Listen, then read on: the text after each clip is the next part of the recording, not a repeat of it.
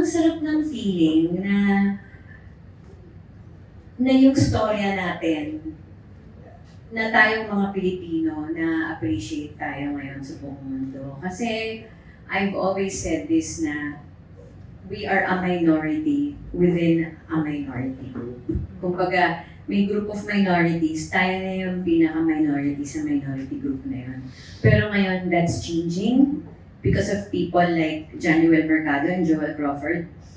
That's changing now because nakikita na nila tayo na our stories are worth telling and we are very interesting people. We're funny, we're talented, and we have so many stories to tell. Kaya nakaka-proud. I'm so proud to be a part of this animated film, and I can't wait for everyone to watch it. Pagdating sa paghati ng oras, hindi naman masyadong problema yun kasi Kung ini-imagine nyo po na sunod-sunod yung offers ko, hindi po totoo yun. Hindi yun totoo. In fact, yung Maximum Pleasure, nag-audition ako for that part. Okay, I auditioned for that. So, it's not that hard.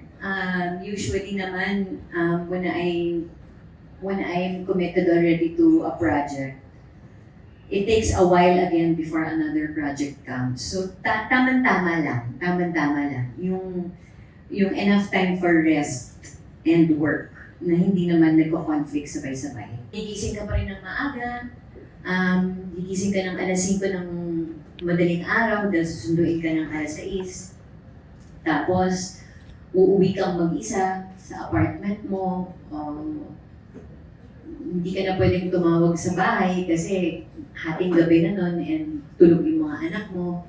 So, it can be lonely sometimes, but whenever I feel lonely, inisip ko, ginusto ko to, di ba? And I'm doing what I love. I mean, how many people can proudly say na they're doing something that they love?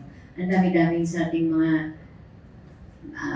workers na hindi tayo masaya sa trabaho natin, pero ako, I'm doing what I love. So, whenever may pinagdadaanan ng anything na challenging or mahirap, iniisip ko na lang na at least may trabaho ako. And at the end of the day, para sa akin, yun ang importante, na mayroon akong trabaho. Yun lang yun, talaga, as in. Happy ako that I'm working. I'm happy that I get to meet brilliant minds and creative people and work with them, and that I can do that in both sides of the world, not just in one. So, I'm also happy na hindi ko kailangan pumili na magtatrabaho lang ba ako sa Amerika or sa West, or magtatrabaho lang ba ako sa Pilipinas kung saan ako lumaki. I have the best of both worlds, and for me, yun yung maganda doon kasi may natututunan ako sa kanila at may natutunan din ako dito sa atin.